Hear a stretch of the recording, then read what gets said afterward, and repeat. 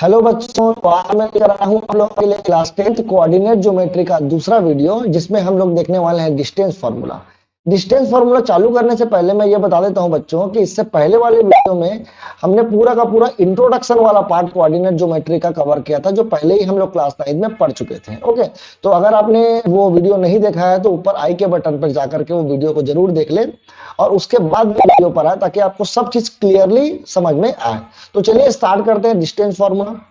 देखिए बच्चों, distance formula में एक्चुअली में क्या, डिस्टेंस फार्मूला एक छोटा सा ही फार्मूला है रहने के लिए, लेकिन उससे रिलेटेड बहुत सारे क्वेश्चंस हैं जो कि आपके बुक में लिखे होंगे और जो एग्जाम में अधिकतर पूछे जाते हैं। तो कुछ क्वेश्चन भी हम लोग इससे रिलेटेड अभी आने वाले समय में करने वाले हैं इसके फार्मूला को देखने के बाद। तो चलिए पहले फार्मूला देख लेते हैं कि डिस्टेंस फार्मूला क्या है, और फार्मूला को याद भी कर लेंगे जल्दी से। तो डिस्टेंस फार्मूला जैसे नाम है, क्या चीज के लिए फार्मूला है, ये डिस्टेंस के लिए फार्मूला। डिस्टेंस फार्मूला मतलब किसके लिए फार्मूला बना है, डिस्टेंस नापने के लिए फार्मूला बना है।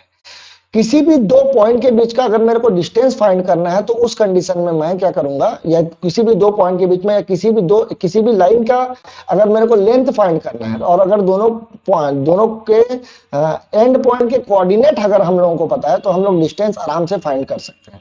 तो डिस्टेंस फॉर्मूला से हम लोग क्या निकाल सकते हैं, डिस्टेंस फॉर्मूला से हम लोग निकाल सकते हैं डिस्टेंस अगर हमको दो पॉइंट गिवन है तो। चलिए देखते हैं। यहां पर देख लीजिए, मान लीजिए हमारे पास दो पॉइंट है, एक पॉइंट पी है, यहां मैंने बनाया है स्क्रीन पर देख लीजिए पीछे, और एक पॉइंट मैं बनाया हूं क्यू।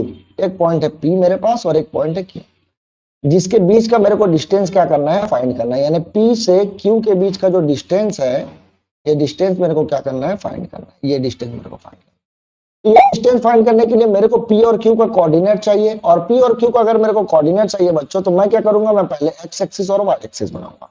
तो चलिए मैं पहले एक्स एक्सिस बना लेता हूं एक, ये देखिए एक्स एक्सिस, और एक बना लेते हैं वाई एक्सिस। देखिए एक्स एक्सिस और वाई एक्सिस बच्चों आप कहीं पर भी ड्रॉ कर सकते हैं, उसमें कहीं पर भी कोई चीज नहीं है कि हम लोगों को एक्स एक्सिस यहाँ पर ही बनाना है या यहाँ से ही चालू करना है ना। कहीं पर भी एक्स एक्सिस वाई एक्सिस बन सकता है और कहीं पर भी ओरिजिन आ सकता है। अब मैं क्या करूंगा, इस P और Q का कोऑर्डिनेट पता लगाऊंगा। तो P और Q का कोऑर्डिनेट पता लगाने के लिए क्या करेंगे, हम लोग परपेंडिकुलर लाइन ड्रॉ करेंगे। देखो एक परपेंडिकुलर लाइन ड्रॉ कर रहा हूं मैं एक्स एक्सिस में। अब यहाँ से यहाँ तक का लेंथ है जिसको हम लोग एब्सिस का बोलते हैं, उसको मैं कुछ समय के लिए मान लेता हूँ, चलो x1 है, ठीक है, ये x1 है, सॉरी ये x1 है। और ये वाला जो वैल्यू है, ये वाला जो वैल्यू है, यानी यहां से लेकर के यहां तक वाला जो वैल्यू है, ये वैल्यू को मैं कुछ समय के लिए y1 मान लेता हूं। तो इस पॉइंट का कोऑर्डिनेट ये x1 है और ये y1, तो इस पॉइंट का कोऑर्डिनेट क्या बन जाएगा, x1 y1। वहीं पर अगर मेरे को q का कोऑर्डिनेट देखना है बच्चों, तो मैं क्या करूंगा, यहां से फिर से एक परपेंडिकुलर लाइन ड्रॉ करूंगा और देखूंगा कि ये y एक्सिस से कितने डिस्टेंस पर है। ये y एक्सिस से मान लेते हैं बच्चों, ये x2 है मान लो इसका लेंथ, और यहां से यहां तक का जो लेंथ है वो y2 है। ये मैं क्यों कर रहा हूं, तो ये मैं इसलिए कर रहा हूं क्योंकि मेरे को p और q का कोऑर्डिनेट चाहिए। अगर कोऑर्डिनेट पता तभी हम लोग डिस्टेंस निकाल सकते हैं, ठीक है। और कोऑर्डिनेट ड्रॉ करने के लिए हमने क्या किया, एक्स एक्सिस और y एक्सिस बनाया। तो ये पॉइंट दिया मान लो x2 y2, तो हमारे पास एक पॉइंट हो गया x1 y1 और एक पॉइंट हो गया x2 y2, और इसके बीच का मेरे को डिस्टेंस निकालना है, ये p से q के बीच का डिस्टेंस। ये देखिए, ये डिस्टेंस निकालने के लिए बच्चों मैं क्या करूंगा, मैं p से एक परपेंडिकुलर लाइन ड्रॉ करूंगा जो इस लाइन पर परपेंडिकुलर आएगा। किस लाइन पर, ये देखिए इस लाइन पर परपेंडिकुलर आएगा, यानी ये 90 डिग्री है। तो मैंने एक परपेंडिकुलर लाइन ड्रॉ किया, चलो इसका नाम मैं दे देता हूं कुछ समय के लिए r, मान लो इसका नाम है। तो अब देखो आप लोगों को एक राइट एंगल ट्राइंगल दिखाई दे रहा होगा। ये जो मैं रीजन, जो ट्राइंगल को मैं शेड कर रहा हूं, इस ट्राइंगल को देखो, ये ट्राइंगल एक राइट एंगल ट्राइंगल, और अगर ये राइट एंगल ट्राइंगल है बच्चों, तो इसमें पाइथागोरस थ्योरम अप्लाई हो सकता है। हमको पता है कि राइट एंगल ट्राइंगल जब भी होगा तो पाइथागोरस थ्योरम पर अप्लाई कर सकते हैं। तो पाइथागोरस थ्योरम क्या है, परपेंडिकुलर का स्क्वायर प्लस बेस का square is equal to hypotenuse का स्क्वायर। अब अगर मेरे को परपेंडिकुलर और बेस दोनों पता है, तो देखो परपेंडिकुलर कैसे निकालेंगे, यहां से यहां तक का जो लेंथ है बच्चों वो कितना होगा। तो देखो ये पूरा लेंथ y2 था, ये y2 देखो यहाँ पर पूरा लेंथ y2 था, और वहीं पर ये वाला लेंथ को देखो बच्चों y1 दिखाई दे रहा है। y1 को देखो, है ना, y1 को, ये भी y1 होगा। अगर ये y1 है यहां से लेकर यहां तक का लेंथ, तो ये भी तो y1 होगा। तो अगर मेरे को QR निकालना है, ये लेंथ अगर मेरे को निकालना है, तो मेरे को क्या करना पड़ेगा, y2 में y1 को माइनस करना पड़ेगा। तो परपेंडिकुलर क्या होगा, ये QR क्या हुआ, QR हो गया y2 माइनस y1 का होल स्क्वायर प्लस मैं बेस के बारे में बात कर रहा था, यहां से लेकर के यहां तक का लेंथ मेरे को निकालना है। तो देखो ये पूरा लेंथ आपको x2 नजर आ रहा है और ये वाला जो लेंथ है वो छोटा वाला वो x1 नजर आ रहा है। तो यहां से लेकर के यहां तक का लेंथ अगर मेरे को निकालना है तो क्या करना पड़ेगा, इसमें माइनस करना पड़ेगा। So it is equal to x2 minus x1 का होल स्क्वायर। एक मिनट रुकेंगे बच्चों। हाँ, इज इक्वल टू, अब हमारे पास क्या आएगा, हाइपोटेनस क्या है हमारा, हाइपोटेनस है P से Q, यानी P Q is the hypotenuse जो हमको निकालना था। तो ये पी क्यू का स्क्वायर। अभी देखो ये वाला वैल्यू को इस वाले वैल्यू के साथ जोड़े या इस वाले वैल्यू को इस वाले वैल्यू के साथ जोड़े, दोनों का आंसर सेम ही आना। तो मैं क्या करता हूं, मैं इसको x2 माइनस x1 का होल स्क्वायर लिख देता हूं और इसको थोड़ा सा मैं ऊपर खिसका देता हूं ताकि आप लोगों को क्लियरली दिखाई दे, प्लस y2 माइनस y1 का होल स्क्वायर। ये मैंने क्यों किया, तो ये मैंने थोड़ा फॉर्मूला को अच्छा बनाने के लिए ताकि याद करने में कोई दिक्कत ना हो ना। x2 माइनस x1 का whole square plus y2 minus y1 का होल स्क्वायर, ये तो बहुत आसानी से याद हो जाएगा। x2 माइनस x1 का whole square plus y2 minus y1 का होल स्क्वायर, और वहीं पर मेरे को इस स्क्वायर को भी हटाना है क्योंकि मेरे को तो सिर्फ पी क्यू का लेंथ चाहिए। तो ये स्क्वायर इधर से हटकर यहां पर आकर क्या बन जाएगा, एक स्क्वायर रूट बन जाएगा। तो पी क्यू का वैल्यू देखो बच्चों निकल करके आ गया है। पी क्यू का वैल्यू क्या दिख रहा है मेरे को, तो पी क्यू का वैल्यू दिख रहा है x2 माइनस x1 का whole square plus y2 minus y1 का होल स्क्वायर का रूट। तो पी क्यू का यानी कि कभी भी किसी भी दो पॉइंट के बीच का अगर मेरे को डिस्टेंस निकालना है और दोनों पॉइंट का कोऑर्डिनेट अगर हमको पता है, यानी कि x1 y1 पता है और x2 y2 पता है, तो मैं आसानी से दोनों पॉइंट के बीच का डिस्टेंस आराम से क्या कर सकता हूं, फाइंड कर सकता हूं। यही है डिस्टेंस फॉर्मूला। डिस्टेंस फॉर्मूला से हम लोग क्या निकालते हैं, डिस्टेंस निकालते हैं अगर दो पॉइंट पता हो तो। देखो सबसे पहले ऊपर मैंने लिखा भी है distance between two points if coordinate of points are given. Point का अगर कोऑर्डिनेट गिवन है, अगर पॉइंट का कोऑर्डिनेट नहीं भी गिवन है बच्चों, देखो इस फॉर्मूले का मैजिक क्या है, इस फॉर्मूले का मैजिक ये है, अगर आप लोग थोड़ा सा ध्यान से और सोचे, एक मिनट रुकेंगे।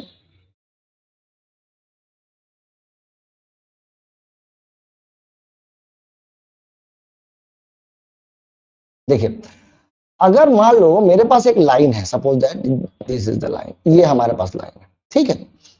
अब सोचो मान लो इस लाइन का नाम मैं दे देता हूं ए बी, और अगर मान लो मेरे को इन दोनों पॉइंट के बीच का डिस्टेंस निकालना है, मतलब इसका लेंथ निकालना है इस लाइन का, तो मैं क्या करूंगा, तो उसके लिए मैं एक एक्स एक्सिस बनाऊंगा।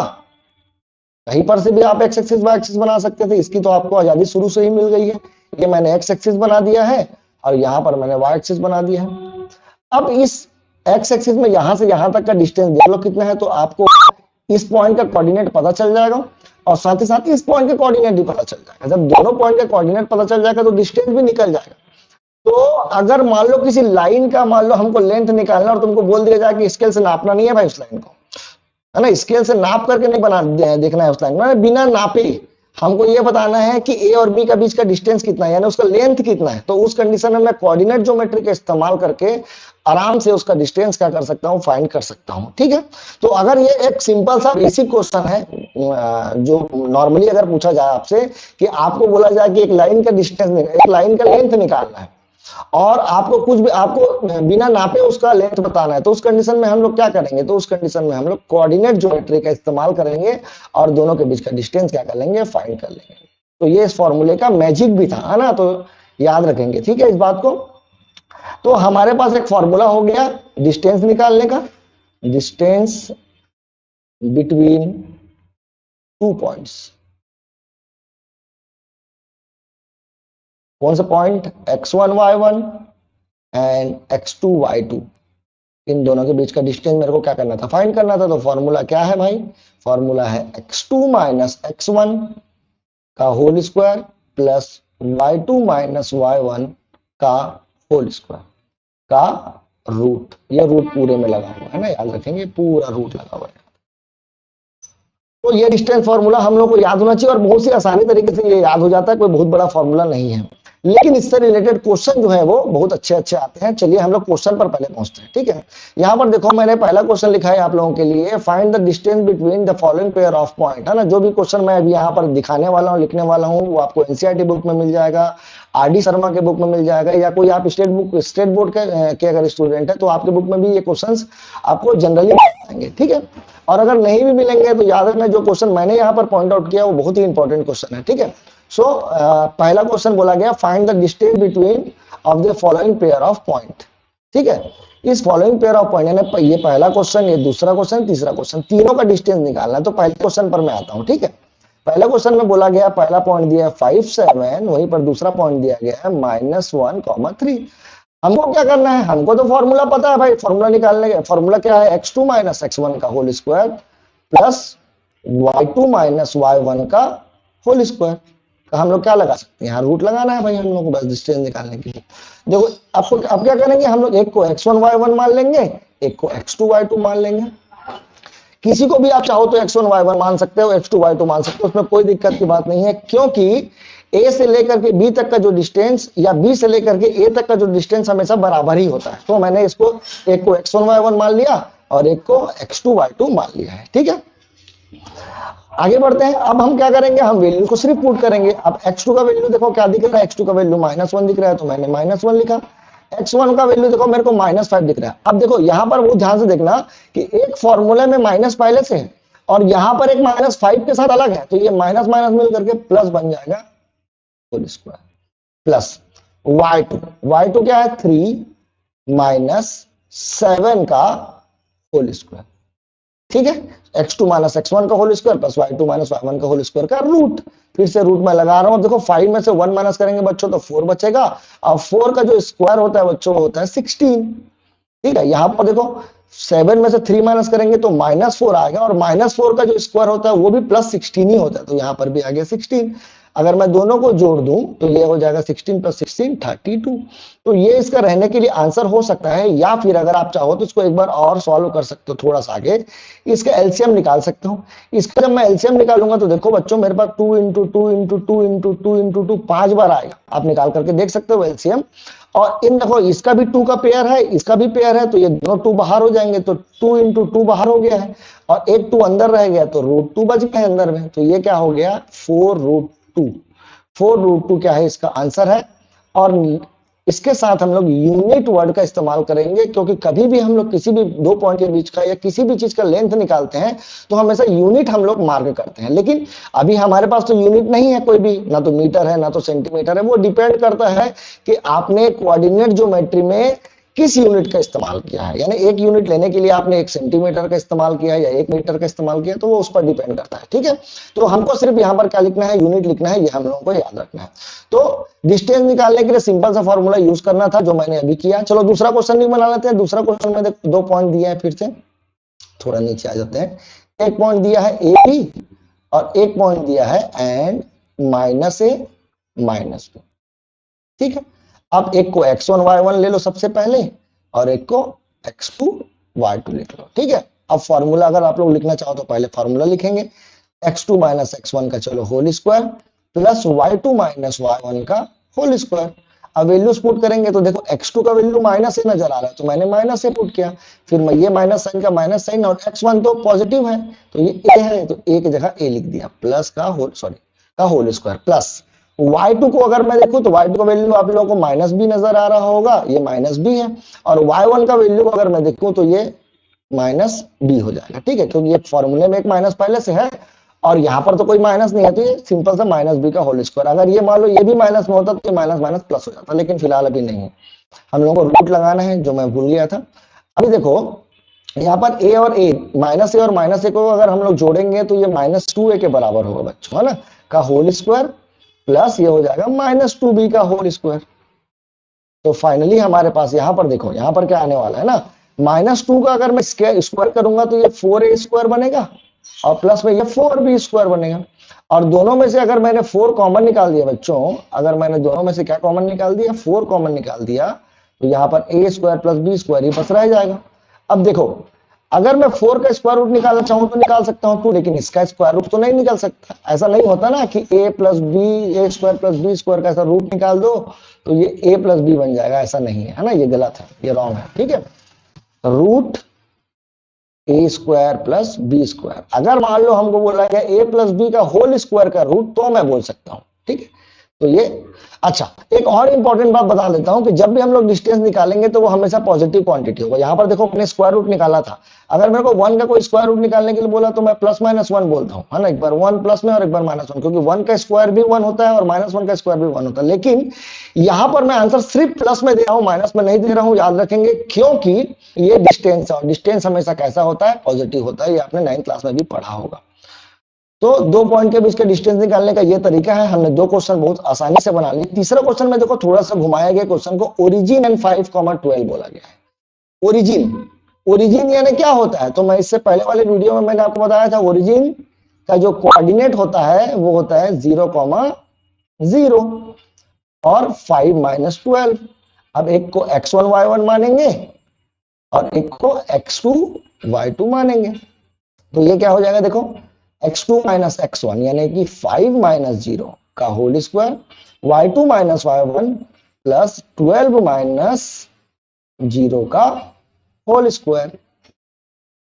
ठीक है, का रूट 5 का स्क्वायर 25 बन जाएगा और 12 का स्क्वायर जो होता है बच्चों 144 होता है, तो ये 144 हो जाएगा। और फाइनली ये बन जाएगा कितना, 169, और 169 का जो स्क्वायर रूट होता है बच्चों वो होता है 13। कितना होता है, 13। सो इसका जो वैल्यू निकला वो निकला 13। आगे में हम लोग ये वर्ड यूज करेंगे यूनिट। ठीक है, तो 13 यूनिट क्या है, इसका आंसर है।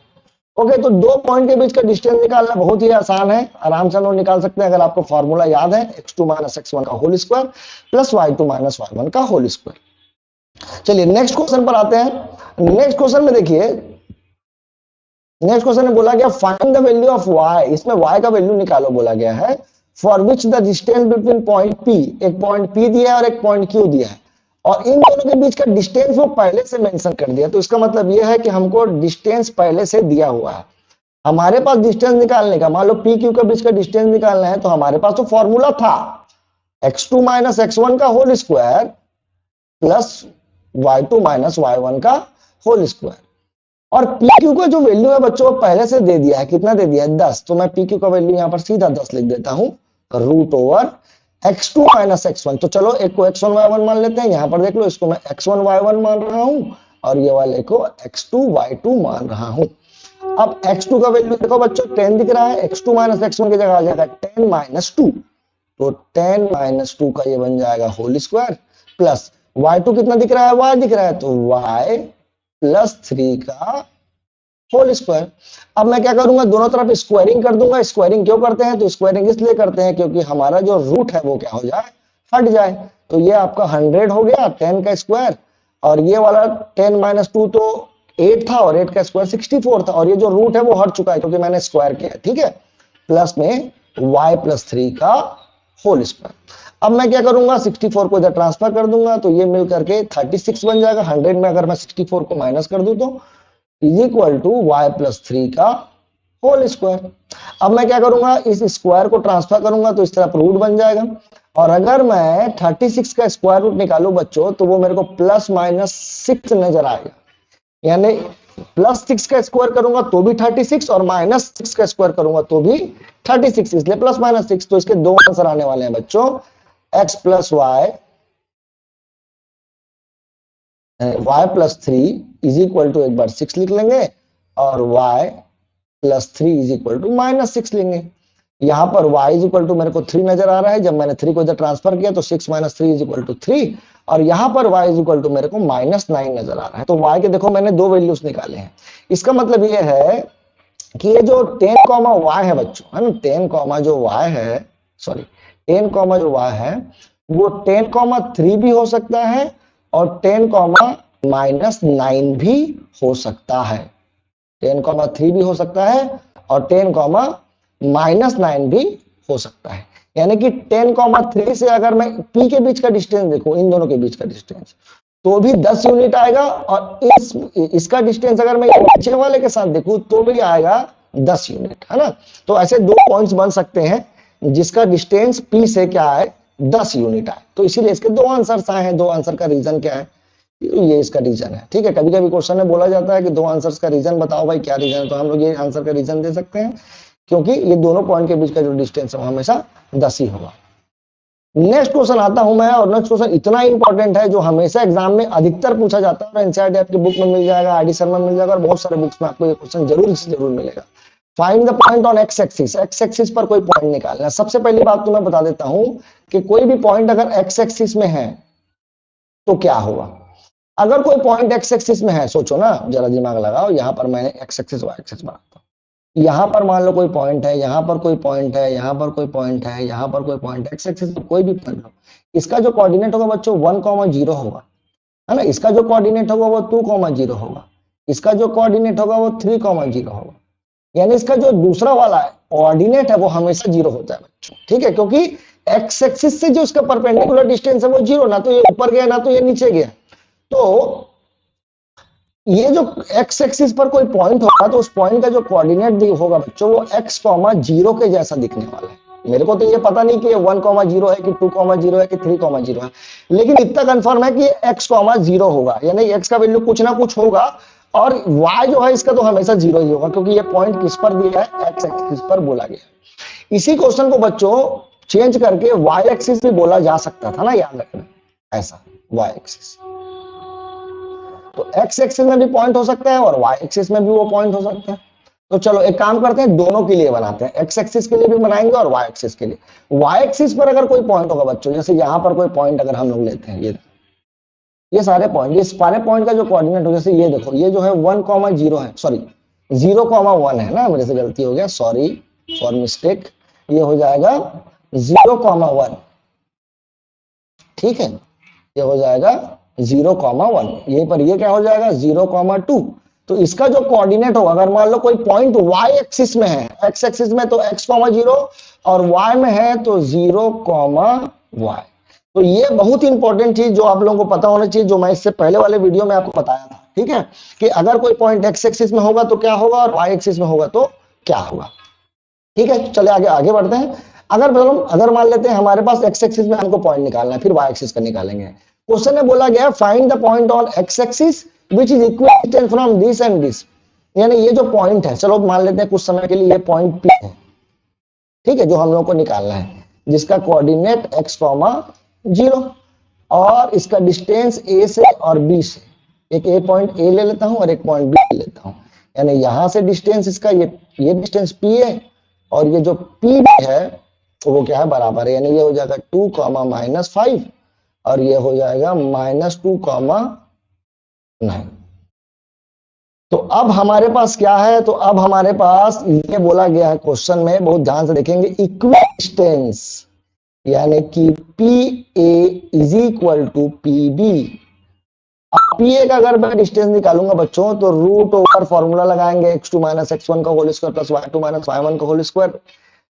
ये रूट ना लगाना पड़े इसलिए मैं काम करूंगा, मैं यहीं पर इसको स्क्वायर कर दूंगा, दोनों तरफ स्क्वायरिंग कर सकते हैं, कोई दिक्कत की बात नहीं है, स्क्वायरिंग करने से रूट हट जाएगा, हमारे फायदे के लिए बात है। अब अगर मान लो मेरे को PA का डिस्टेंस निकालना है तो फिर से मेरे को एक को x1 y1 मानना पड़ेगा, एक को x2 y2 मानना पड़ेगा। तो चलिए काम करते हैं, ये वाले कोऑर्डिनेट को x1 y1 मान लेते हैं और ये वाले को x2 y2 मान लेते हैं, ठीक है।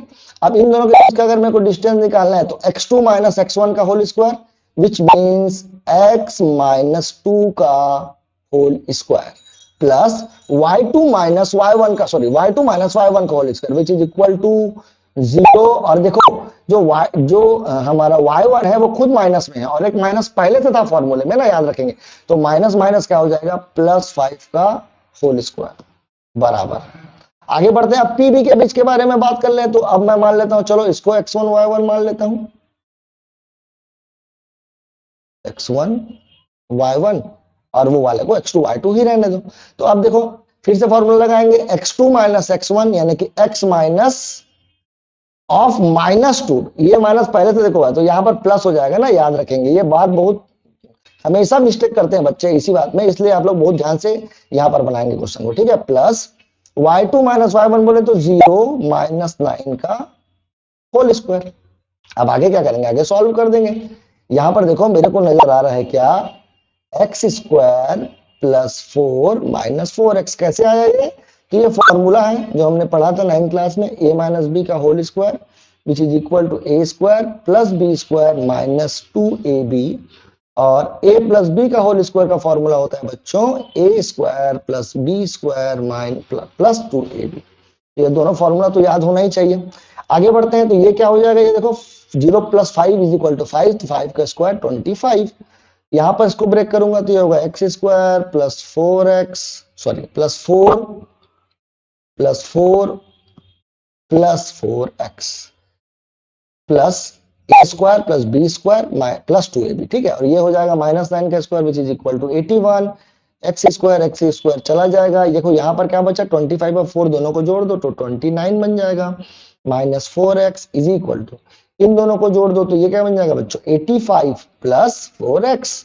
अब x को एक तरफ कर देते हैं, इधर ट्रांसफर कर देंगे तो 4x और 4x मिलकर के बच्चों मेरे को 8x दिखाई दे रहा है, और इसको इधर लेकर जाकर ट्रांसफर करेंगे तो 25 माइनस 85 अगर मैं कर दूं तो ये मेरे को नजर आ रहा है -56 इज इक्वल टू 8x। ठीक है, 8 का 8 और 8 7 जा 56, तो x का वैल्यू मेरे को नजर आ रहा है -7। तो ये जो कोऑर्डिनेट है बच्चों, देखो आंसर -7 नहीं है ना, आंसर है इसका, आंसर तो x -0 था, है ना, ये था, सॉरी x, 0 था और x का वैल्यू क्या है -7, तो -7, 0 इज द आंसर। आंसर ये लिख करके मत जाना, बच्चे क्या करते हैं यहीं पर आंसर लिख देते हैं और वहीं पर एक नंबर काट देते हैं बोर्ड वाले लोग। ठीक है, क्योंकि स्टेप मार्किंग में आंसर का भी एक नंबर आप लोगों को मिलता है और एक नंबर यहाँ से आप लोगों का काटा जा सकता है, क्योंकि आपने x का वैल्यू निकाला और क्वेश्चन में बोला गया था कि पॉइंट का कोऑर्डिनेट फाइंड करो, है ना, तो उस बात पर आप लोग थोड़ा ध्यान देंगे।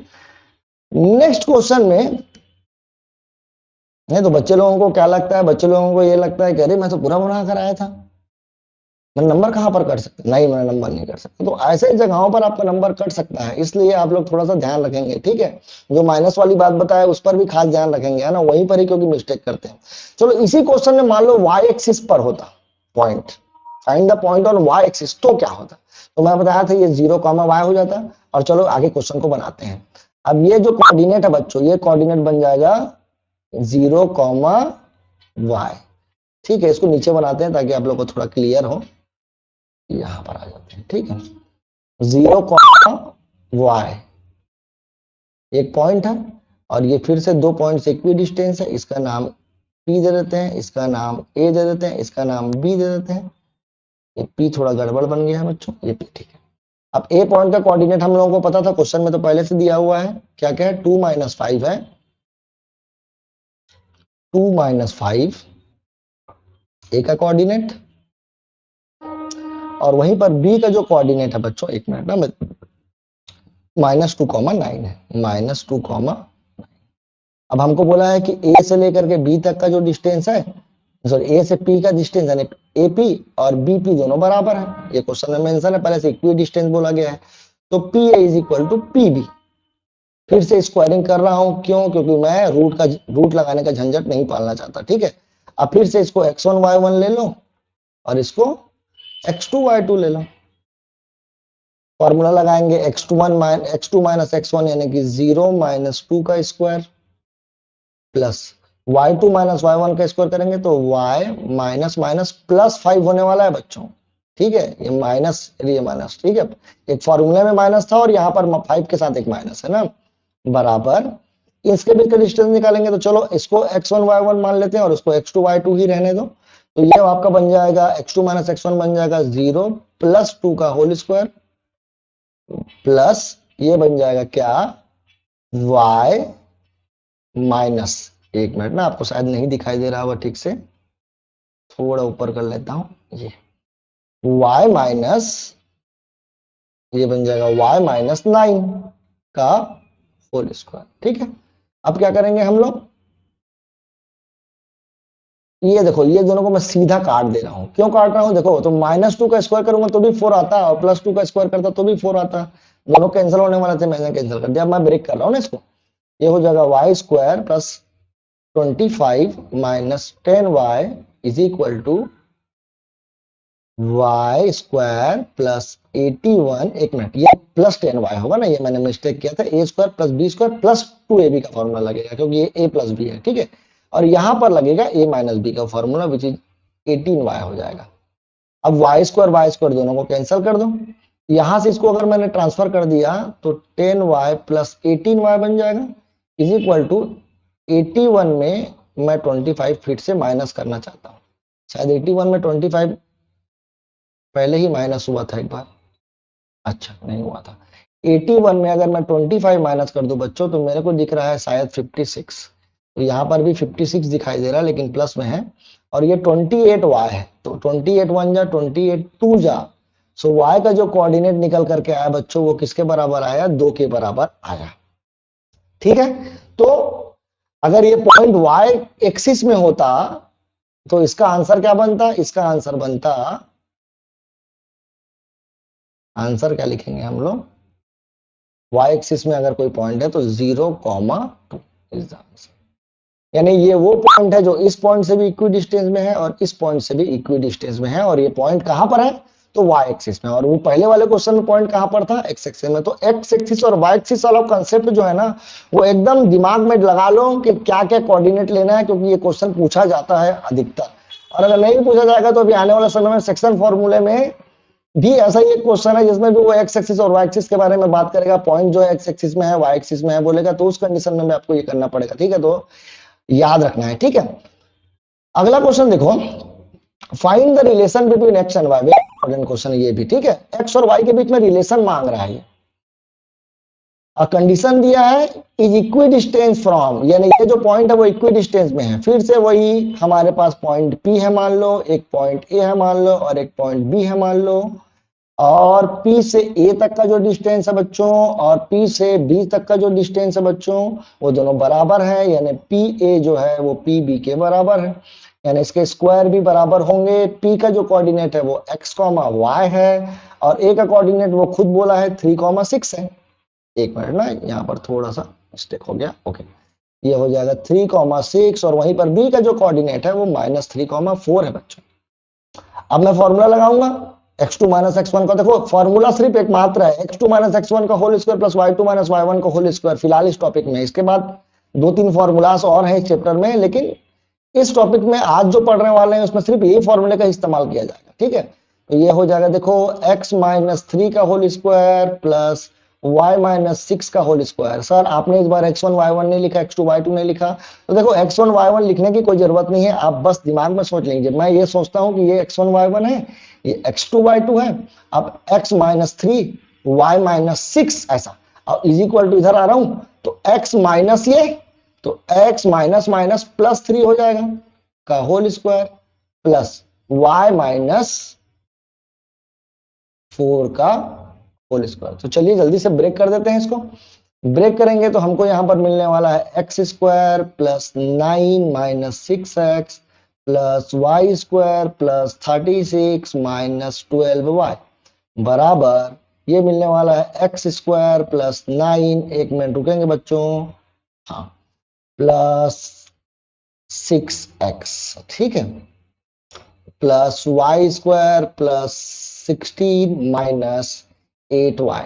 मैंने a प्लस बी का होल स्क्वायर का फॉर्मूला लगाया है, साथ ही साथ a माइनस बी के होल स्क्वायर का फॉर्मूला भी लगाया है। अब मेरे को वाई स्क्वायर कटता नजर आ रहा है, क्योंकि इधर भी पॉजिटिव इधर भी पॉजिटिव, दोनों तरफ पॉजिटिव है, तो ये इधर आकर के ट्रांसफर करेंगे तो माइनस में आकर कट जाता है, ये इधर भी कट गया वाई स्क्वायर और वाई स्क्वायर भी कट गया।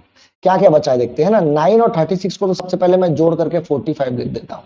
ठीक है, यहाँ बच गया माइनस, एक मिनट ना,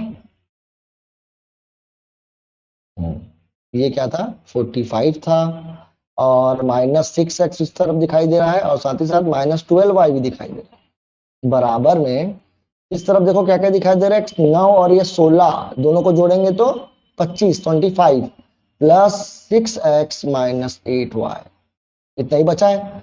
अब देखो इसको इसको दोनों को इधर ट्रांसफर कर रहा हूं ना मैं, और ये 25 को इधर ट्रांसफर कर रहा हूं, तो 45 माइनस 25 बन गया इस तरफ ये, और ये क्या बना देखो ना 6x प्लस 6x, ये माइनस 6x ट्रांसफर होगा प्लस 6x माइनस 8y, और ये इधर आकर के प्लस 12y, तो ये आपका बन जाएगा 12x, और ये बन जाएगा आपका प्लस 4y। 12 में से 8 गया तो प्लस में बचेगा 4y। ठीक है, और यहां पर बच्चों दिख रहा है मेरे को 20, और ये तीनों 20 से कट रहा है, ये तीनों 4 से कट रहा है, सॉरी ना, तो 4 मैं कॉमन निकाल रहा हूं, तो ये 3x प्लस वाई और इधर आ जाएगा 20, तो 4 1 जा और 4 5 जा। So 3x plus y is equal to 5। ये देखो, यही तो रिलेशन है x और y के बीच। इसी रिलेशन को फाइंड करने के लिए बोला गया था, तो यही हमारा क्या है आंसर। हमको बोला गया था x और y के बीच का रिलेशन फाइंड करो, तो x और y के बीच का रिलेशन कुछ ऐसा है कि x में अगर मैं 3 मल्टीप्लाई कर दूं और उसको y के साथ जोड़ दूं तो आंसर हमेशा 5 आना चाहिए। ये बोला गया है इस रिलेशन में, ठीक है, जो कि एक लीनियर इक्वेशन दिखाई दे रहा है। ठीक है, आगे बढ़ते हैं। तो इक्विडिस्टेंस वाला कंसेप्ट तो आपको समझ में आ गया कि इक्विडिस्टेंस में क्या बोला जाए, कैसे करना है, और साथ ही साथ जब x एक्सिस और y एक्सिस वाली बात बोलेगा तो। ठीक है, बहुत इंपॉर्टेंट बात। अब मैं आ जाता हूं application of distance formula. Distance formula के क्या एप्लीकेशन है, तो डिस्टेंस फार्मूला के बेसिकली मैं दो पार्ट में इसको डिवाइड किया हूं, इसके एप्लीकेशन को।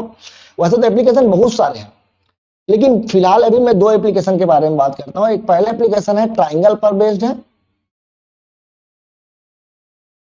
और दूसरा क्वाड्रिलेटरल पर बेस्ड है।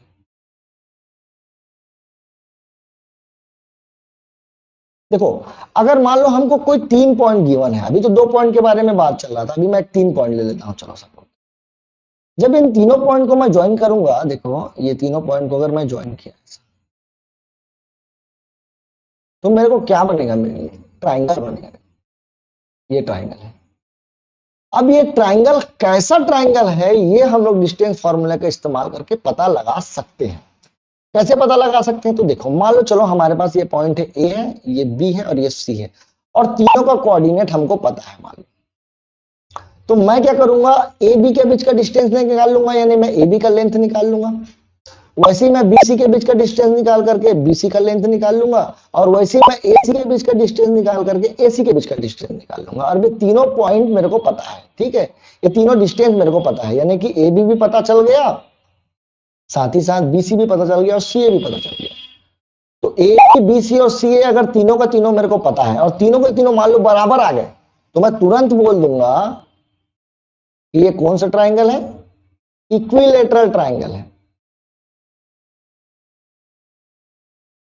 कब, जब तीन साइड बराबर हो। If all three sides are equal. वहीं पर अगर मान लो कोई दो साइड बराबर आ गया तो मैं क्या बोलूंगा, आइसोसेलियस ट्राइंगल है। ये कौन सा ट्राइंगल है, isosceles. If any two sides, if any two sides are equal. वहीं पर तीसरा, थर्ड पॉइंट, एक ट्राइंगल और है बच्चों, स्केलिंग ट्राइंगल। अगर मान लो तीनों अनइक्वल आ गए तो मैं क्या बोलूंगा, ये scalene triangle. If all sides are unequal. और एक बहुत ही इंपॉर्टेंट चौथा, अब मैं यहां पर पाइथागोरस थ्योरम लिखने वाला हूं। क्या है Pythagoras theorem, sum of square, sum of square of two side, दो साइड के स्क्वायर का sum of square of two side is equal to square of third side. Third side अगर ऐसा कुछ हो गया, यानी कि ए बी का स्क्वायर किया मान लो और बी सी का स्क्वायर करके दोनों को जोड़ दिया, और मान लो ये ए सी स्क्वायर के बराबर आ गया। ठीक है, ये जरूरी नहीं है कि खाली ए बी स्क्वायर और बी सी स्क्वायर को ही जोड़ना है, कभी कभी ए बी स्क्वायर और ए सी स्क्वायर भी जुड़ सकता है ना। लोग फिर ये समझने लग जाएंगे कि सर ए बी स्क्वायर और बी सी स्क्वायर को जोड़ा, लेकिन वो नहीं है। तो ऐसा नहीं है ना, कोई भी दो साइड को पकड़ो। कौन से पकड़ना है ये भी मैं आप लोगों को बता देता हूं। जो सबसे बड़ा रहेगा उसको छोड़ देना है, जो बाकी जो छोटा छोटा जो रहेगा, सबसे बड़ा हटा देंगे, बाकी जो दो बचेगा उसका स्क्वायर करके जोड़ डालो, और उसके बाद जो सबसे बड़ा है उसका स्क्वायर कर लो, तो पता चल जाएगा। अच्छा, इसी में एक और चीज भी बोला जा सकता है कि राइट एंगल कहां पर है, तो जहां पर बच्चों तुम्हारा हाइपोटेनस आएगा, जिसके स्क्वायर के बराबर होगा वो उस दोनों साइड का सम, उसके सामने वाला जो एंगल होगा, यानी एसी के सामने कौन आने वाला है पता है, एसी के सामने आने वाला है बी, अगर मान लो BC होता है यहाँ पर, BC स्क्वायर होता है यहाँ पर और इधर कुछ और होता तो BC के सामने कौन आने वाला है, तो एंगल A, और AC के सामने कौन आने वाला, सॉरी AB हो गया, BC हो, AB नहीं हुआ ना, तो AB के सामने कौन आएगा, तो AB के सामने एंगल C आएगा। तो ये भी पूछा जा सकता है ना, याद रखना, बोर्ड में तो ऐसे कुछ भी पूछा जा सकता है। तो यहां पर अपने को इतना चीज पता होना चाहिए, यानी कि अगर हमको कोई ट्राइंगल के तीनों वर्टेक्स का कोऑर्डिनेट पता है तो मैं पता लगा सकता हूं कि वो किस प्रकार का ट्राइंगल है। तो ये इसका एक एप्लीकेशन हुआ। एक क्वेश्चन बनाते हैं इससे रिलेटेड, फिर कोऑर्डिनेटर पर आऊंगा मैं, ठीक है। यहां पर देखो चेक वेदर, चेक करने के लिए बोला गया है कि ये तीनों पॉइंट जो है आइसोसेलेस ट्राइंगल के वर्टेक्स है या नहीं है, ये तीनों पॉइंट, ठीक है। पहले मैं ट्राइंगल बनाता हूं ना, सबसे पहले ये ट्राइंगल, ठीक है, इसका नाम दे देते हैं ABC। ए का कोऑर्डिनेट 5, -2। एक और बात बता देता हूं बच्चों, ध्यान से सुनेंगे, जब भी आप लोग ABC नाम देंगे तो एंटी क्लॉकवाइज मैनर में नाम देना है ना, याद रखना, ऐसे नाम देना है हमेशा। कोऑर्डिनेट ज्योमेट्री में ऐसे ही नाम देंगे, क्योंकि जो क्वाड्रेंट का जो नाम रखा गया है first second third fourth quadrant का, वो भी एंटी क्लॉकवाइज मैनर में है, इसलिए है ना। तो ABC यहां चालू करेंगे, मान लो A है तो ये इधर B होना चाहिए, ये नहीं कि यहाँ A है तो इधर B कर देंगे, ये गलत है ना तरीका, बाद में फिर प्रॉब्लम हो सकता है। 6,4 यहाँ पर 7,-2। तो हमारे पास 3 पॉइंट थे, तो सबसे पहला काम मैं करूंगा AB का लेंथ निकालूंगा। तो रूट क्या है, रूट देखो 5 - 6 का होल स्क्वायर प्लस -2 - 4 का होल स्क्वायर, x2 - x1 का होल स्क्वायर, y2 - y1 का होल स्क्वायर। अब ये देखो 5 - 6 जो होगा -1 होगा बच्चों, और -1 का स्क्वायर 1 होता है, और -2 - 4 -6 होगा, और -6 का स्क्वायर 36 होता है। और अगर इन दोनों को जोड़ो तो √37 आने वाला है, और ये इससे आगे स्क्वायर रूट इसका नहीं निकल सकता बच्चों, इसलिए नहीं निकल सकता क्योंकि 37 इज अ प्राइम नंबर है, 37 जो है वो प्राइम नंबर है।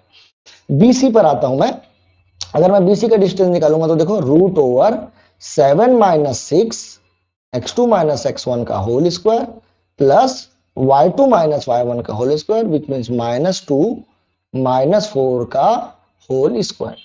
ये हो जाएगा देखो 7 - 1 फिर से आगे, 7 - 6 आगे फिर से 1 का स्क्वायर अगेन 1 प्लस, ये हो जाएगा देखो फिर से -6, और -6 का जो स्क्वायर होगा बच्चों वो होगा 36। तो फाइनली यहां पर मेरे को मिल गया √37। तो BC का लेंथ भी मिल गया। तो AB और BC दोनों बराबर दिख रहे हैं, है ना। तो अब देख लेते हैं AC, अगर AC भी बराबर आ गया तो ये इक्विलेटरल है, आइसोसेलेस नहीं होगा फिर। तो अपन क्या करेंगे, AC का वैल्यू भी निकाल लेते हैं। तो ये हो जाएगा 7 - 5 का होल स्क्वायर प्लस -2 और माइनस माइनस +2 होने वाला बच्चों, तो +2 का होल स्क्वायर। ये हो जाएगा 7 - 5 हो जाएगा 2, 2 का स्क्वायर 4 हो जाएगा बच्चों, और ये प्लस में 0 है। तो 4 का स्क्वायर रूट अगर मैं निकालू बच्चों तो ये क्या निकल कर आएगा, 2। तो AB और BC तो दोनों बराबर है, लेकिन AC बराबर नहीं, इसीलिए ये क्या है, राइट ट्राइंगल है। Yes it is a, yes it is a, sorry it is a isosceles triangle, isosceles triangle. क्यों, क्योंकि इसके दो साइड्स बराबर हैं।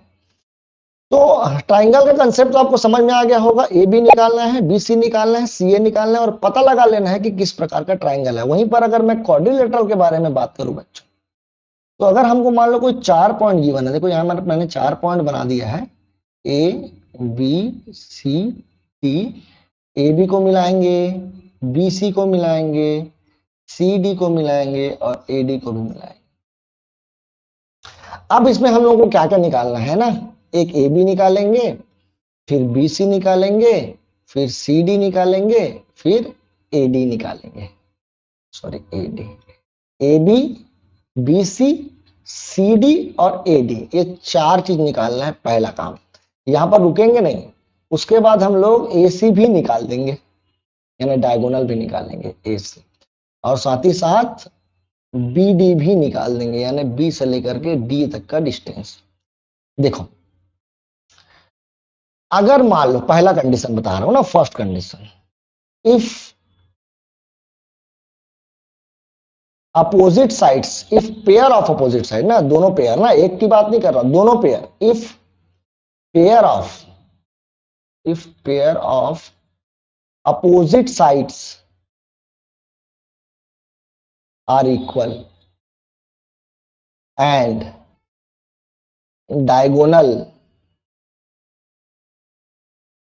are not equal, तो वो सिर्फ क्या बनेगा, पैरालेलोग्राम।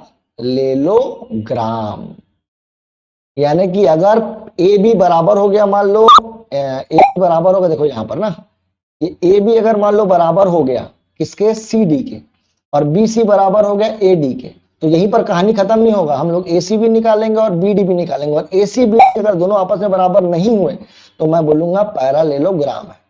लेकिन इसी में अगर मान लो बराबर हो गए, अपोजिट साइड भी बराबर हो गया, ठीक है, और diagonals, and diagonals are also equal, and diagonals, एक मिनट ना, एंड डायगोनल्स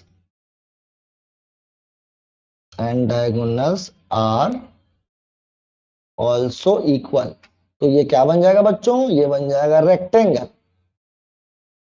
तो पेयर ऑफ अपोजिट साइड बराबर और डायगोनल भी अगर बराबर हो गए तो वो क्या बन जाएगा, rectangle.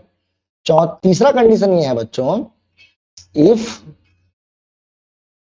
All sides are equal, सारे के सारे साइड्स अगर बराबर, if all sides are equal, चारों के चारों साइड अगर बराबर है, ठीक है, एंड फिर डायगोनल नाप लेना, and diagonal are not equal, अगर इक्वल नहीं है तो ये क्या बन जाएगा बच्चों, ये बन जाएगा रोम्बस।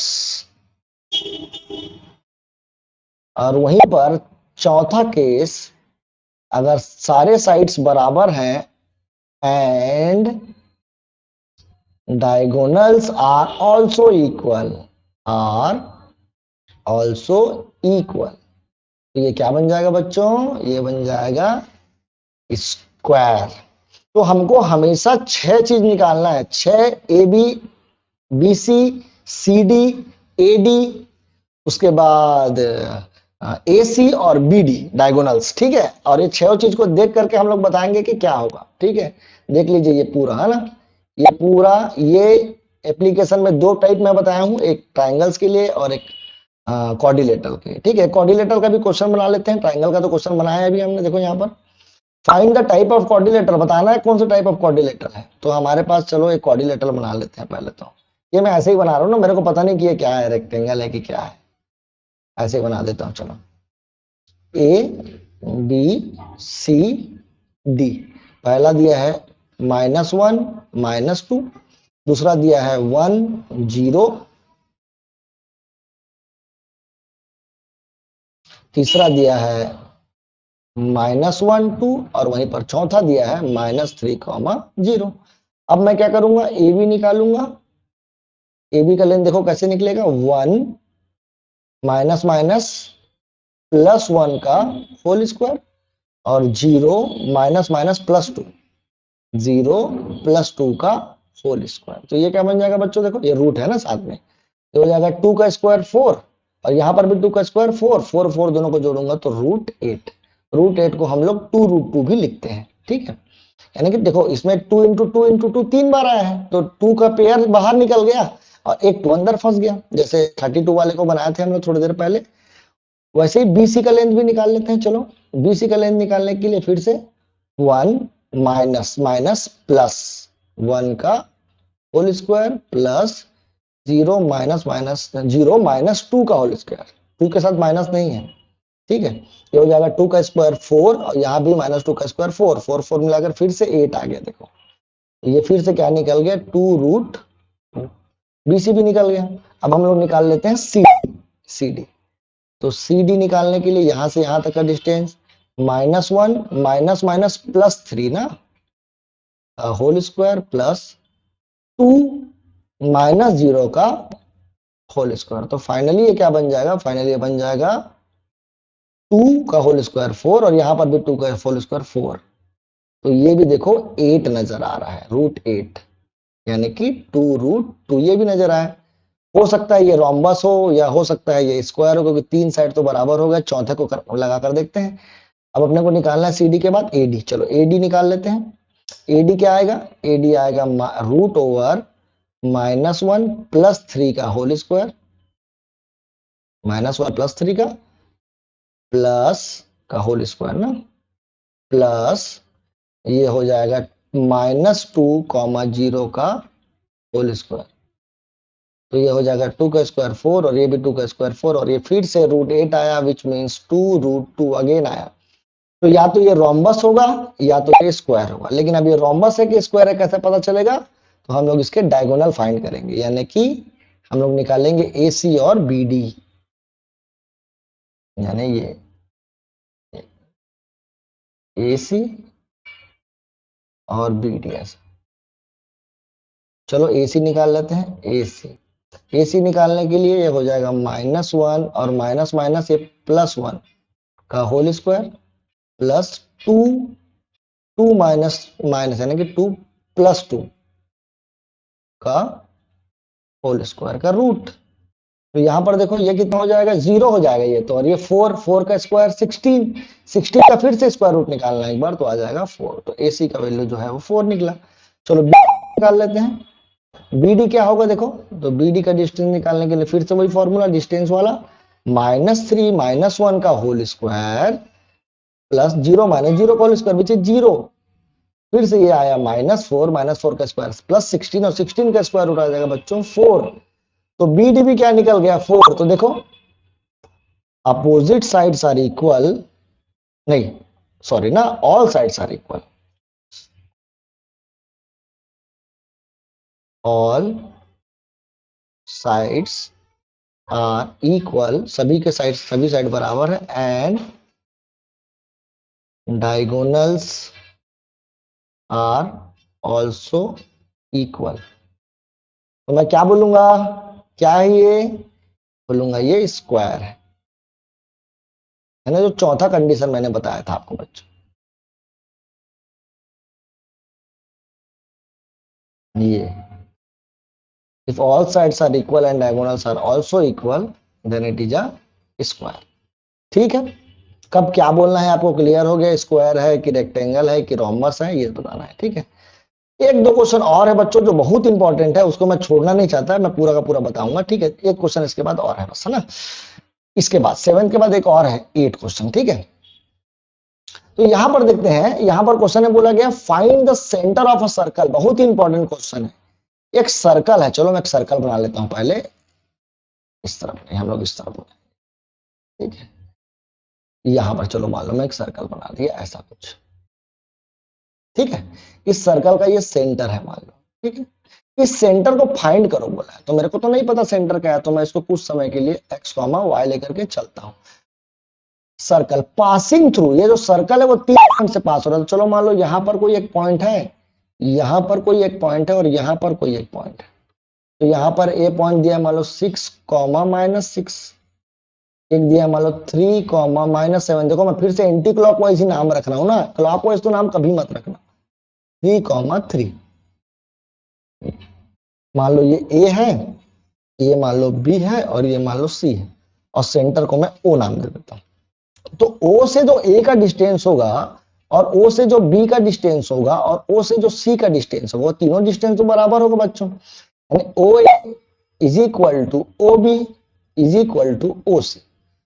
और मैं स्क्वायरिंग कर देता हूं तीनों में, क्योंकि मेरे को रूट नहीं चाहिए, क्योंकि फॉर्मूले में ओ ए का जब मैं फॉर्मूला लगाऊंगा, ओ ए का डिस्टेंस जब निकालने का फॉर्मूला लगाऊंगा तो मेरे को रूट मिलने वाला है, और मेरे को रूट नहीं चाहिए इसलिए मैं हटा दिया। अब मैं क्या करूंगा, यहाँ फॉर्मूला लगाऊंगा, ओ ए का स्क्वायर यानी क्या बन जाएगा देखो, x2 - x1 which means x - 6 का होल स्क्वायर प्लस y + 6 का होल स्क्वायर बनेगा बच्चों, +6 का होल स्क्वायर ना, माइनस माइनस प्लस बराबर। अब मैं ओ बी का लेंथ निकाल रहा हूं ना, ओ बी के लिए x - 3 का होल स्क्वायर प्लस y +7 का होल स्क्वायर।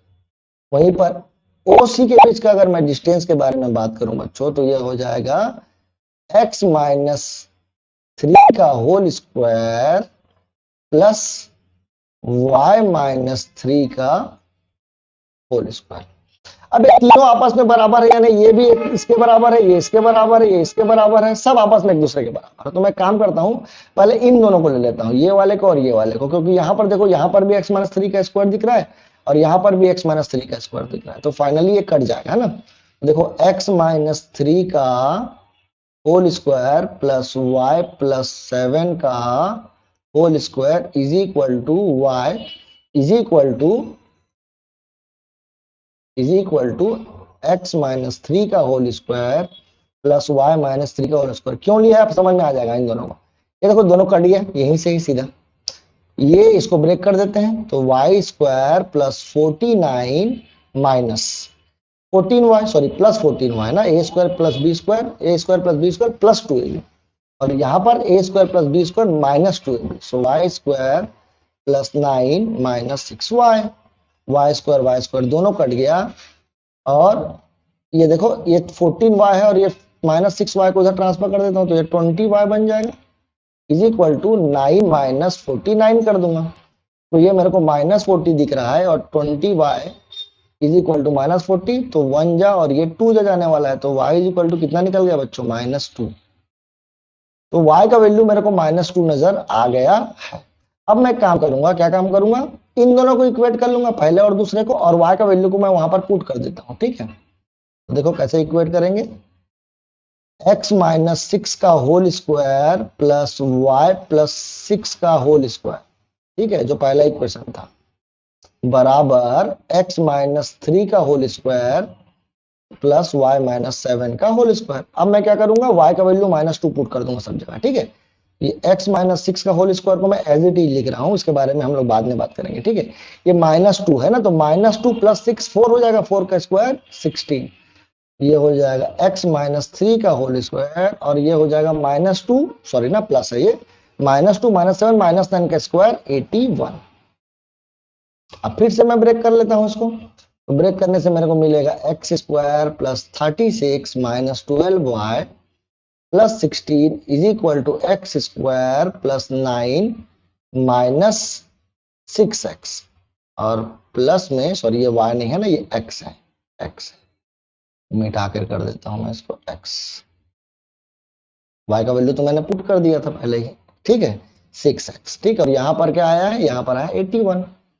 अब यहाँ पर देखो एक्स स्क्वायर भी कट जाएगा, अब ये 12x है देखो, तो 12x को उधर उठाकर इधर करेंगे तो ये -6x बनने वाला है, -12x में +6x माइनस करेंगे तो -6x। यहाँ पर देखो क्या दिख रहा है बच्चों, इन दोनों को जोड़ेंगे तो 52 नजर आ रहा है मेरे को, और यहाँ पर इन दोनों को जोड़ेंगे तो क्या नजर आ रहा है, 90, तो -6x is equal to 90 minus 52, तो 90 में अगर मैं 52 माइनस कर दूं तो मेरे को यहाँ 8 नजर आ रहा है, और यहाँ पर 2 नजर आ रहा है, नहीं सॉरी 3 नजर आ रहा है, ठीक है 3। तो ये हो जाएगा -6x is equal to 38, so x is equal to -38/6, 2 3 जा 2 1 जा 19 जा, हो सकता है ये आंसर, मेरे लगता है कि कहीं पर कैलकुलेशन मिस्टेक ना हुआ हो, वैल्यू को पुट करने में मैं एक बार चेक कर लेता हूँ, ठीक है। x माइनस 6 का होल स्क्वायर मैंने करेक्ट किया है, फिर y प्लस 6 का स्क्वायर मैंने करेक्ट किया है, यहाँ पर ये देखो मैं यहाँ पर मिस्टेक किया, जो प्लस है ना, ये गलती हुआ था वैसे, सॉरी, ये अगर प्लस है तो यहाँ पर देखो मैं -2 अगर पुट करूंगा तो -2 मेरे को, मैं जब पुट करूंगा यहाँ पर ये y के जगह पर, तो -2 के जगह पर आ जाएगा -2 plus 7 which is equal to 5, और 5 का जो स्क्वायर होता है वो होता है 25, ये 25 मिस्टेक किया था मैंने, यहां पर भी ये आ जाएगा 25,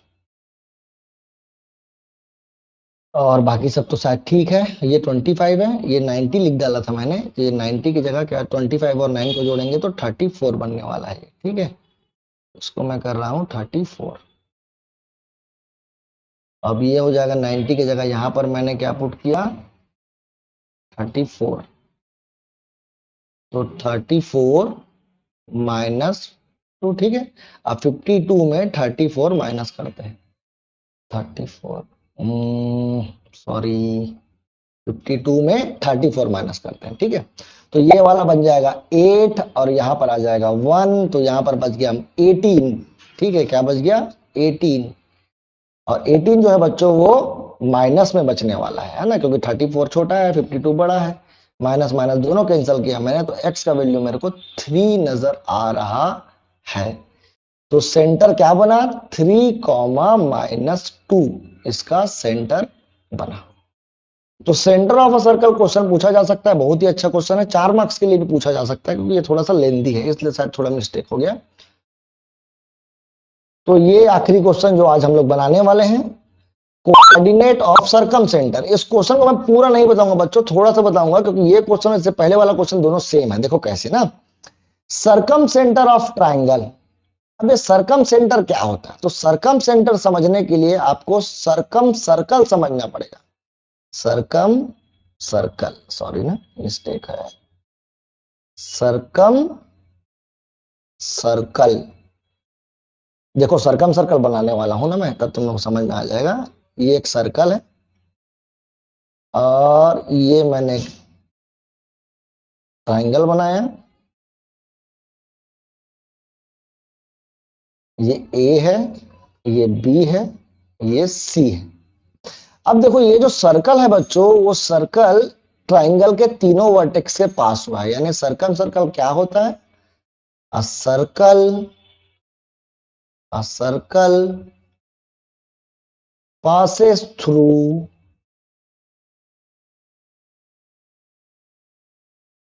three vertices या three vertex ऑफ ट्राइंगल। इस सर्कल को हम लोग सर्कम सर्कल बोलते हैं, और इसका कोई यहां पर एक सेंटर होगा। सोचो ये सेंटर, सोचो बच्चों, यहां से यहां तक का डिस्टेंस और यहां से यहां तक का डिस्टेंस और यहां से यहां तक का डिस्टेंस बराबर है। और आप लोगों को ए का वैल्यू दिया है, यहां पर देखो 3,0, ये वैल्यू भी दिया है -1, -6, और ये भी दिया है आपको 4, -1। चलो इसको मैं मान लेता हूं x, y। तो ये फिर से वही क्वेश्चन बन गया। देखो ओ से ए तक का डिस्टेंस, ओ से बी तक का डिस्टेंस और ओ से सी तक का डिस्टेंस बराबर है। फिर से मैं स्क्वायर करूंगा और वही फंडा लगाऊंगा जो मैंने इससे पहले वाले क्वेश्चन पर लगाया था। तो इस क्वेश्चन में बेसिकली यह समझना था कि सर्कम सर्कल किसको बोलते हैं, और सर्कम सेंटर ये हमारा एक्स वाई बन गया। सर्कम सर्कल का जो सेंटर था वो सर्कम सेंटर बन गया, और जो इसका रेडियस होगा यानी ओ ए का वैल्यू अगर आप लोग फाइंड करोगे तो वो क्या बन जाएगा, सर्कम रेडियस बन जाएगा। तो अगर आप लोगों को एक्स वाई का वैल्यू मिल जाएगा तो एक्स वाई से ओ से लेकर के फिर ए के बीच का, या ओ से लेकर के बी के बीच का, या फिर ओ से लेकर के सी के बीच का जो डिस्टेंस है वो बराबर हो जाएगा। तो यहां तक के लिए इतना ही, डिस्टेंस फॉर्मूले में इतना ही था। बहुत सारे क्वेश्चन हमने बनाए, आगे हम लोग देखेंगे सेक्शन फॉर्मूला। Thank you.